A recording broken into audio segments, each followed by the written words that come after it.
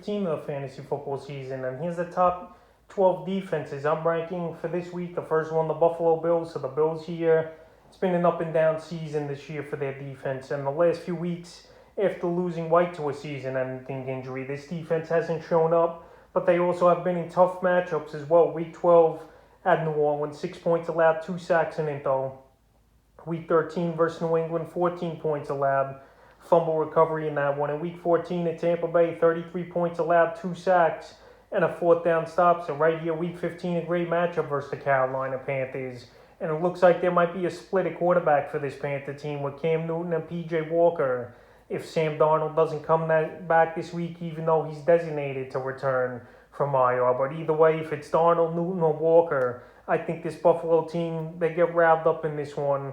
They've lost 3 out of 4 ball games, and this defense has to pick up the pace right now as they're trailing in the division behind the New England Patriots. So right here, I think the Bills come out with a vengeance. A home game here for Buffalo. Last week, a nice comeback, but lost in overtime. And it's going to start with defense, in my opinion. And I think they get a few turnovers, get a few sacks, and possibly find the end zone. This week, the second defense I'm ranking this week is the Arizona Cardinals.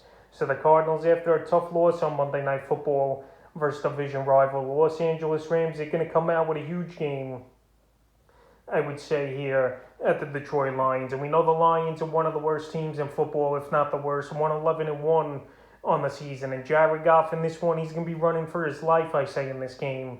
They can get a few sacks. We don't know if Hawkinson and Swift are playing again this week. They both missed practice early in the week so far here for this Lion team. And even if they do play, this Arizona defense, I think, comes out in this one, makes a few plays. And this is going to be a blowout victory, no doubt about it, for this Cardinal team. So I think this week here, we're going to see Goff on the turf early and often.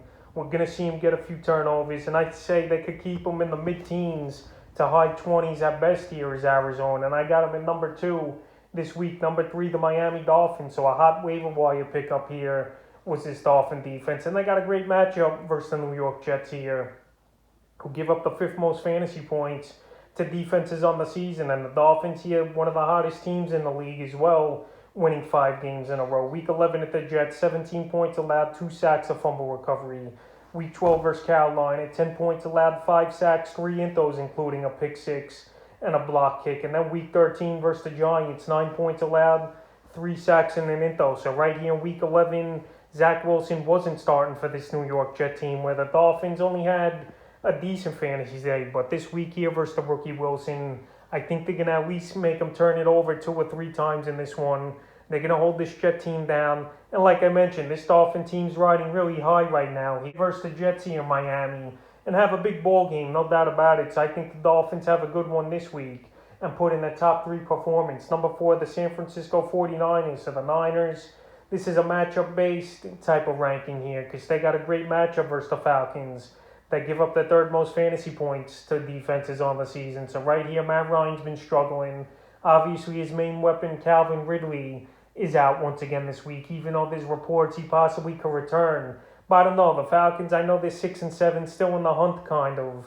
But anyway, Matt Ryan's been struggling. They don't really have that many weapons besides Patterson, Pitts, and Russell Gage occasionally. And this Niner defense, they've been making some plays over the last few weeks. Week 12 versus Minnesota, 26 points allowed, a sack and into, fumble recovery. Week 13 at Seattle, 28 points allowed, 4 sacks and into, 2 fumble recoveries. And Week 14 at Cincinnati, 23 points allowed, 5 sacks and 2 fumble recoveries. So right here, I think they're going to get a decent amount of sacks once again here is San Francisco. They're at home. Atlanta's offense really isn't all that good in my opinion. And I just think they take advantage of the matchup and have a good week this week, definitely reaching double digits. Number 5, the Tampa Bay Buccaneers. So the Bucs, their defense is starting to get things going a little bit here. They're still giving up points and yards, but they're starting to get turnovers and make some plays here for fantasy owners. Week 12 at Indy, 31 points allowed, 3 sacks, 2 those 3 fumble recoveries. Week 13 at Atlanta, 11 points, 5 sacks, a fumble recovery. And Week 14 versus Buffalo, I know they blew that game, but won it in overtime. 27 points allowed, 3 sacks, and an into. So right here on Sunday Night Football, they got a division matchup versus Taysom Hill and the Saints that do give up the 19th most fantasy points to defenses on the season. But the problem is here, they're pretty much one-dimensional is the same offense. I know teams know Taysom Hill's going to take off a lot and run. At least Kamara's back for this offense. But right here, Hill's still going to get his numbers. But I think Tampa Bay gets off to an early lead here. And this defense tees off and gets a few turnovers on Hill. The same thing we saw with Hill a few weeks ago versus Dallas. He threw 4 interceptions, but still had a good fantasy day. I could see that type of ball game with Hill, where he throws a few windows. This defense possibly finds the end zone, but Hill still has a decent fantasy day, and Tampa Bay would still have a decent fantasy day. So right here, I like him at 5 this week. Number 6, the Los Angeles Rams. So the Rams here, a lot of guys are going to be out for this team, no doubt about it, after the spread of the COVID here for this team. But right here anyway, the Rams, they're a good unit. They've been playing good football. And right here, they got a good matchup versus division rival Seattle over there in the NFC West. Seattle this season, they just haven't been clicking. They haven't been the same. I know Wilson missed a ton of games early with the finger injury. But even the last few weeks here, Seattle's won ball games. But they still haven't been that good. And I still think they can make plays on Wilson or even hold this offense down. So the last few weeks here for the Rams defense. Week 12 versus Green Bay, 30 points allowed, a sack, a fumble recovery. Week 13 versus Jacksonville, 7 points allowed, 2 sacks, 2 fumble recoveries. And Week 14 at Arizona, they did a great job versus Kyler Murray, in my opinion, with some big plays in the red zone and even the end zone picking a ball off. 23 points allowed, 4 sacks, and 2 interceptions. So right here versus Seattle, I could see a similar type of game for them where they get 3 or 4 sacks, 1 or 2 turnovers, and hold Seattle to the mid-teens to low 20s in this one. And I like the Rams this week. And number 6, number 7, the New England Patriots. So the Patriots, over the last 5-6 weeks of the season, they've been the best defense for fantasy football, putting up huge ball games and really shutting teams down here is this Pat team. So the last few weeks for them, week 11 in Atlanta, 4 sacks, a shutout, 4 interceptions, including a pick 6.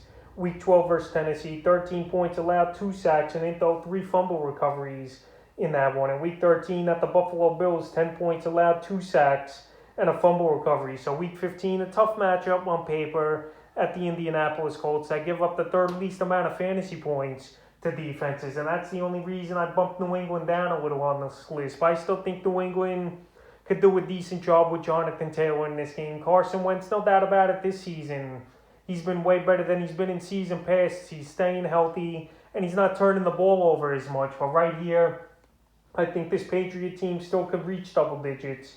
But I'd like them in number 7 this week. Number 8, the Cleveland Browns. So the Browns have a good matchup on Saturday night versus the Vegas Raiders.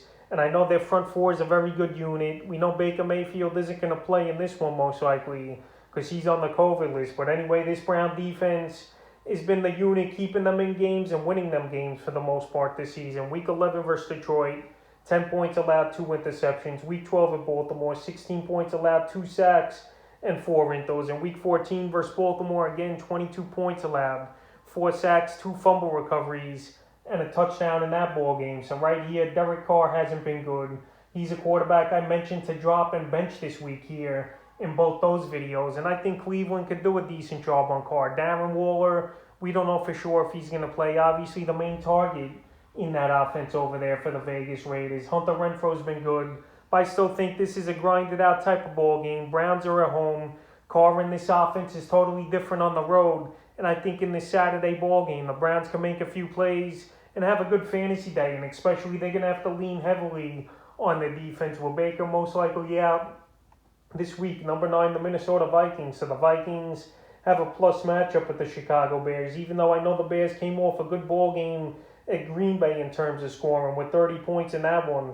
But the last few weeks here for Minnesota, Week 12 at San Francisco for them, 34 points allowed, 2 sacks, and into and a return touchdown. Week 13 at Detroit, 29 points allowed, 3 sacks, and into fumble recovery. And Week 14 versus Pittsburgh, 28 points allowed, 5 sacks, and an into. So right here, Justin Fields, I'll give him credit where credit is due. He looked pretty decent in the pocket. He looked comfortable at times versus Green Bay.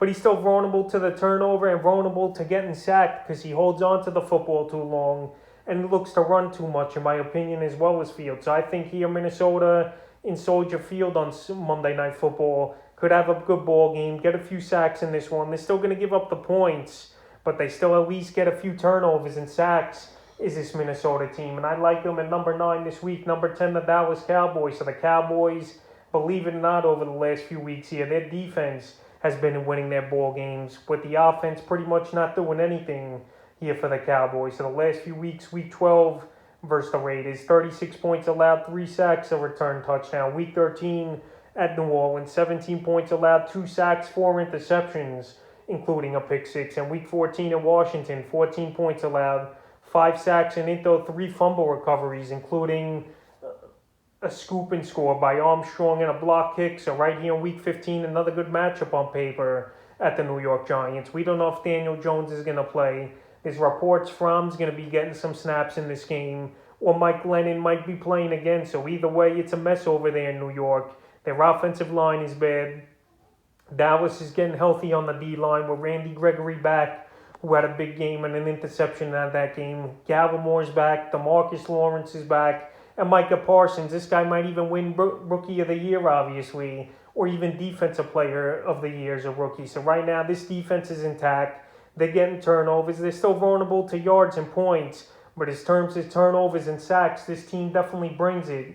And this week here versus a weak New York Giant offensive line, even though I know it's a division ball game, I think the Cowboys here definitely have a top 10 performance. Number 11, the Green Bay Packers. So the Packers, they had a great ball game last week, even though they did give up 30 points to the Chicago Bears. But they're another team that makes opportunistic plays and gets turnovers here for fantasy owners. So the last few weeks for the Packers, week 11 in Minnesota, 34 points allowed, 2 sacks. Week 12 versus the Rams, they give up 28 points, but 2 sacks and 2 fumble recoveries and a touchdown. And then week 14 versus the Bears, like I mentioned, 30 points allowed, but 2 sacks, 2 windows, a fumble recovery, and a touchdown. So just like the Dallas Cowboy defense, they do give up yards, they do give up points, but they do get turnovers, and they do find the end zone sometimes as well. So this week here at Baltimore, we don't know if it's going to be Lamar Jackson or Huntley in this one.